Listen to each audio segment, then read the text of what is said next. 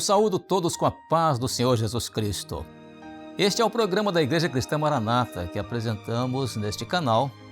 E aqui nós apresentamos uma série de estudos que certamente são de interesse de todos aqueles que querem ter uma experiência de um encontro com Deus.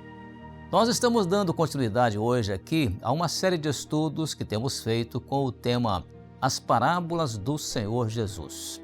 E para falar sobre as parábolas proferidas pelo Senhor Jesus, nós vamos hoje aqui continuar falando sobre uma parábola, que essa parábola se chama a Parábola do Filho Pródigo. Lembrando que as parábolas que elas eram usadas como uma forma de ensino que o Senhor Jesus usava para falar assim de coisas que eram desconhecidas do campo do conhecimento humano, e então ele usava uma linguagem conhecida. Em outras palavras, Jesus usava um princípio universal de ensino que consiste em partir do conhecido para explicar o desconhecido. Mas agora eu quero te chamar a atenção para ler um texto da Bíblia que fala sobre esta parábola, e este texto da Bíblia está no Evangelho segundo Lucas, no capítulo 15, o versículo 11, que é onde o Senhor Jesus inicia o momento em que ele profere, em que ele conta esta parábola. E o texto bíblico no capítulo 15, verso 11 do Evangelho de Lucas diz exatamente assim: Um certo homem tinha 2 filhos. Muito bem. Esta parábola proferida pelo Senhor Jesus, ela está no contexto de um filho que decide viver sem a presença do seu pai. E para provar isto, ele pede ao pai a parte da herança que julgava que lhe pertencia. Embora o direito de posse de herança de forma legítima somente se dá após a morte, aquele pai, mesmo assim, ele decidiu atender ao pedido daquele filho, que era o filho mais novo, e então ele repartiu a herança com ambos os seus filhos. Era como se aquele pai já fosse considerado morto para aquele filho mais novo que havia pedido para o pai repartir a herança com eles. Assim também se dá a atitude de todos aqueles que decidem viver distantes do Pai Celestial, porque se acham capazes de viver sem a presença de Deus. A atitude de viver na ausência de Deus, ela é sempre tomada em razão do desejo de mostrar a Deus que o homem pode viver sem a sua santa presença, isso na sua vida pessoal. E aqui neste mundo, o homem pensa que pode viver assim, sem a presença de Deus. Muitas vezes, tal decisão é em razão de considerar que Deus para eles já está morto, embora imerecidamente recebam as dádivas do Pai Celestial para viverem esta vida mesmo longe da presença de Deus. De posse da herança imerecida, aquele pai, então, ele continuava vivo. Aquela herança não tinha mérito, aquele moço não merecia, porque aquele pai continuava vivo. Aquele filho mais novo, assim fazendo, poucos dias depois de receber aquela herança, ele ajuntou tudo o que tinha e partiu para uma terra longínqua.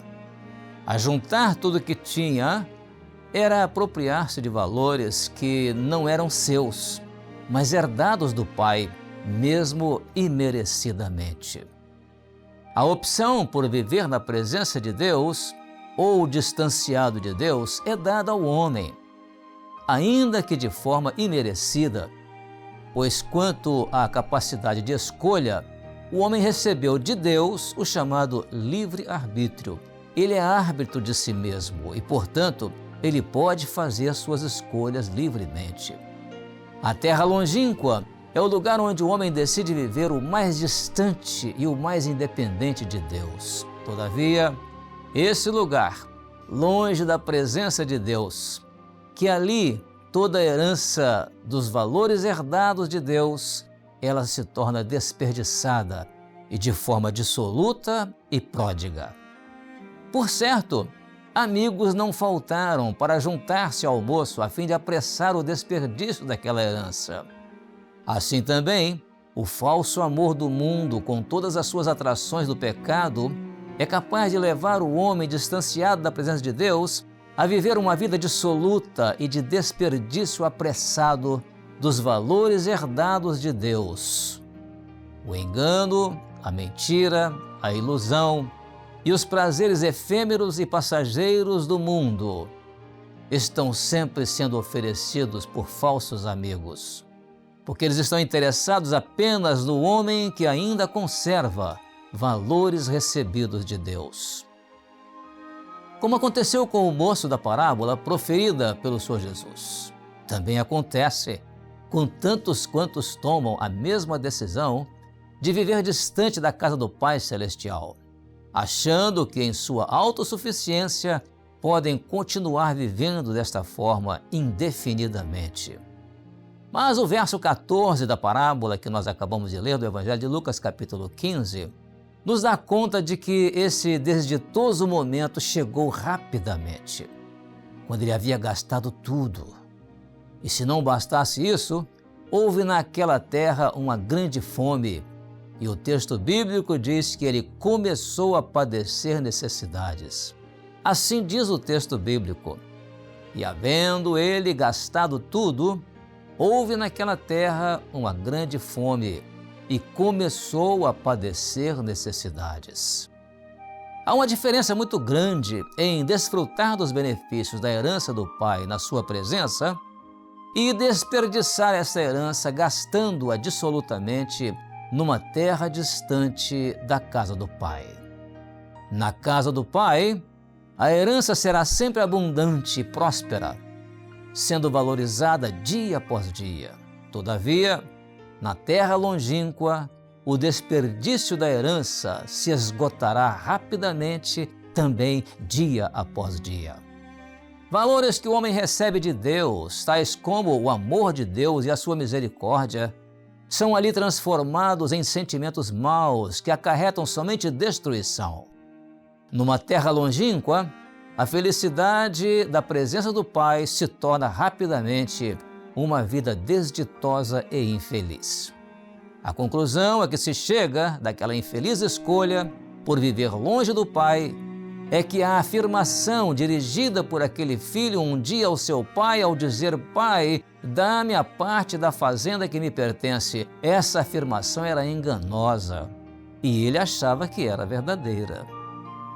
Àquela altura daquela infeliz escolha, os amigos já não existiam mais, pois a herança do pai já havia sido desperdiçada prodigamente por aquele filho.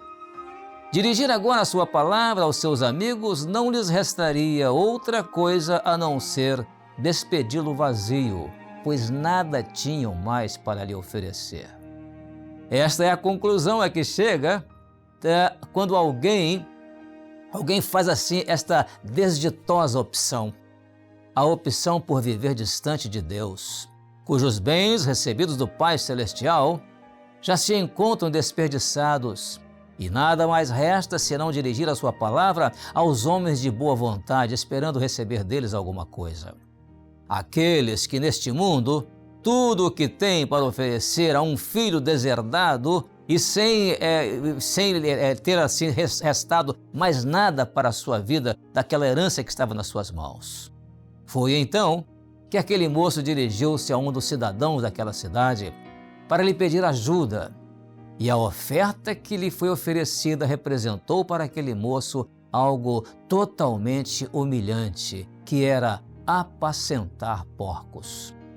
A parábola foi dirigida a um povo que tinha uma lei que considerava porcos como animais imundos. Daí o fato de esta oferta oferecida àquele moço ter sido humilhante àquele que era o personagem da parábola. Ele dirigiu a sua palavra primeiramente a seu pai, pensando que se tratava de uma verdade, que agora começava a compreender que havia se enganado.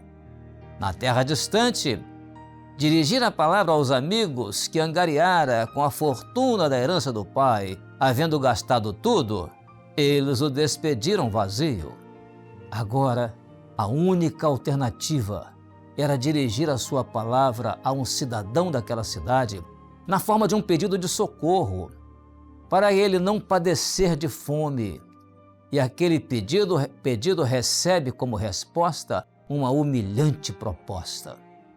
Na condição em que se encontrava, faminto, sozinho e abandonado por todos, não lhe restava outra alternativa senão aceitar aquela terrível humilhação que era cuidar de porcos.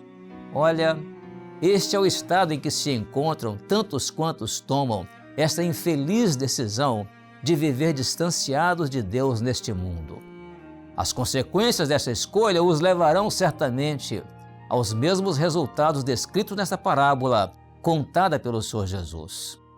Chegamos então agora ao verso 16, ao ponto extremo dos resultados que sobrevieram àquele moço naquela parábola, em razão da sua decisão de viver longe da casa do seu pai. E o texto bíblico no verso 16 diz exatamente assim: ele desejava encher o seu estômago com as bolotas que os porcos comiam, e ninguém lhe dava nada. Devido à extrema fome que abateu aquela cidade, ou aquela terra longínqua onde estava aquela cidade, ninguém ali lhe dava nada, nem mesmo comida para comer. Portanto, impelido pela dor da fome, aquele moço não tinha agora uma alternativa para saciar a sua fome, a não ser encher o seu estômago com a comida que os porcos comiam. Isso tornava a sua situação mais humilhante ainda. Esse é exatamente o ponto mais extremo a que chegam as pessoas, aqueles que decidem em suas vidas viver distanciados de Deus. Uma desditosa direção de descida os levará, por certo, às mesmas consequências extremas do viver na ausência de Deus. Agora, a palavra que aquele moço passava agora a dirigir era para si mesmo. E ao dizer para o pai que ele podia viver distanciado da casa do pai, ele não sabia que estava enganando a si mesmo. Ao angariar amigos como parceiros para gastarem juntos a imerecida herança do pai, também ele não sabia que estava enganando a si mesmo.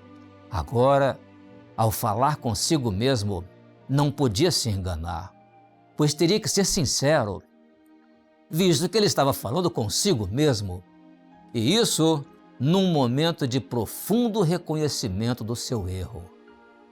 Vendo que ninguém lhe dava nada, não lhe restou outra alternativa senão tornar-se em si mesmo e falar consigo mesmo, reconhecendo que para si tinha que ser aquela dita ali, ele falando consigo, falando uma verdade pura.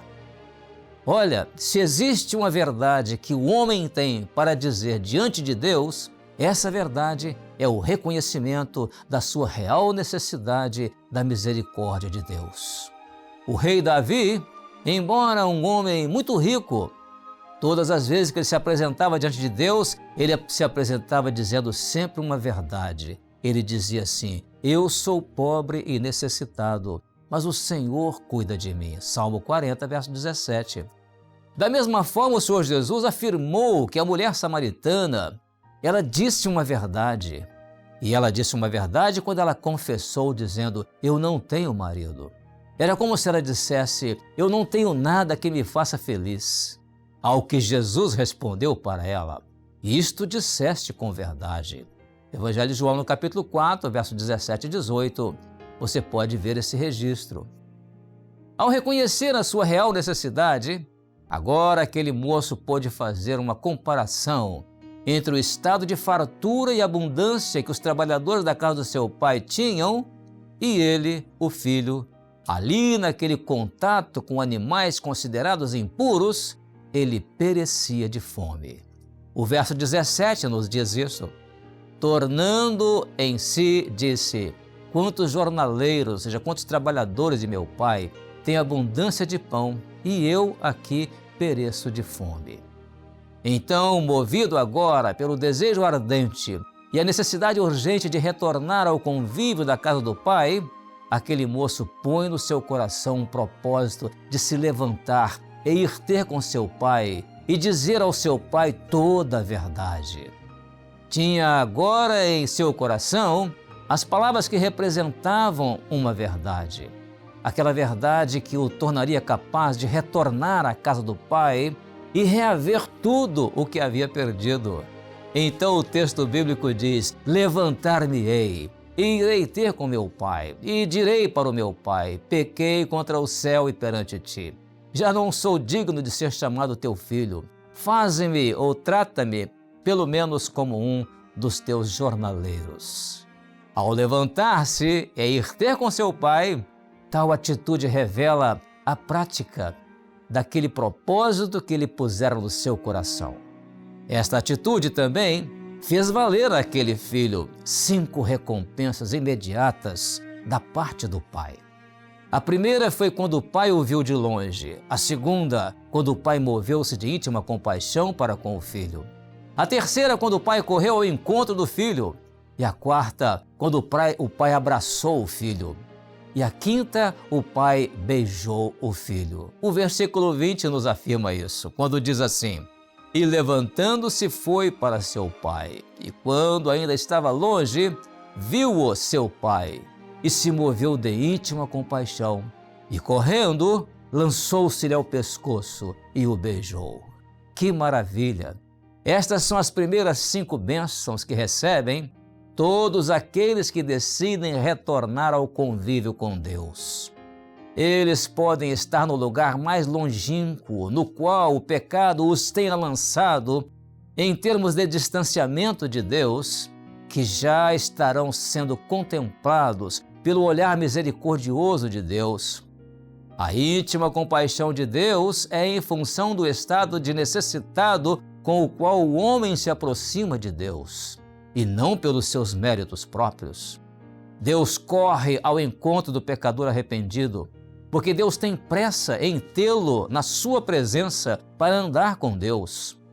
O abraço caloroso de Deus se dá quando o pecador arrependido confessa o seu pecado e alcança a salvação em Jesus Cristo. Então agora ele está pronto para receber o batismo com o Espírito Santo.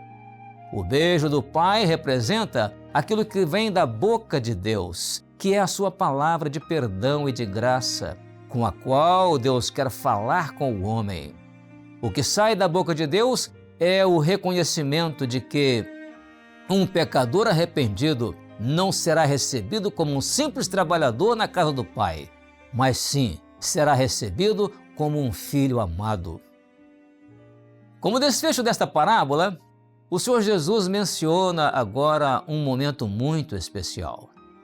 É o momento em que aquele moço faz uma confissão pública diante do Pai. Aquilo que estava inicialmente somente dentro do seu coração e que ele agora externou com a sua atitude de se levantar e ir ter com o seu Pai. E naquele momento ali, diante do seu Pai, ele expõe agora de forma pública e espontânea a sua confissão de fé na presença do seu Pai e de todos os que estão ao redor. Há 2 momentos especiais na vida daqueles que desejam andar na presença de Deus. O primeiro momento é quando eles creem em Jesus como seu único e suficiente Salvador, recebendo assim a salvação e a certeza de vida eterna. Nesse momento, eles passarão a ter a experiência de conversão a Jesus. Serão chamados de novos convertidos. O segundo momento é quando confessam publicamente essa fé em Jesus Cristo, através de um ato público e espontâneo, conhecido como o batismo nas águas.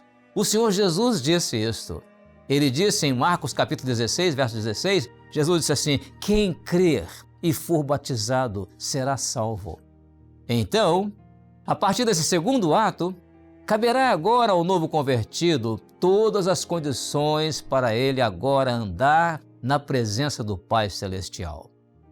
Primeiro, vestir ali da melhor vestimenta, vestir-se da melhor vestimenta. Depois, receber o anel do direito de herança e, por fim, calçados os pés para andar na presença do Pai. E o texto bíblico, em Lucas capítulo 15, no versículo 22, diz exatamente assim. Ele diz: Mas o pai disse aos seus servos: trazei depressa o melhor vestido e vestilho. Ponde-lhe um anel na mão e alparcas nos pés. A melhor vestimenta foi dada àquele filho porque ele estava trajado da pior vestimenta.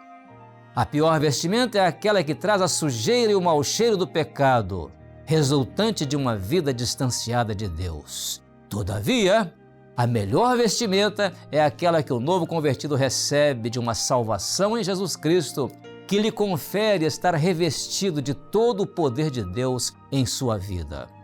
O anel na mão é a grande dádiva de Deus ao homem que o pecado o distanciou de Deus, tornando-o destituído da glória de Deus e não mais merecedor da graça e da misericórdia de Deus.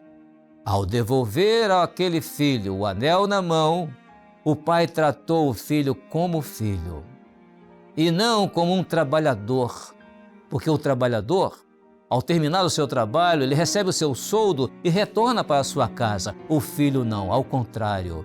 O filho tem o direito a todos os bens do pai e ainda permanecer na casa do pai. Agora, o calçado nos pés é porque a partir daquele instante ele iria andar na presença do pai. Aquele moço não mais pisaria em espinhos, ele não tropeçaria mais em alguma pedra pelo caminho em que andava. Ele não iria mais ferir os pés na caminhada por lugares pecaminosos. Aquele calçado fornecido pelo pai era para ser usado dentro da casa do pai e na presença do pai. Agora sim, o desfecho desta linda parábola, ela encerra falando de 3 motivos para uma grande e interminável festa. O primeiro motivo da festa era porque aquele filho estava morto e reviveu, tinha se perdido e foi achado.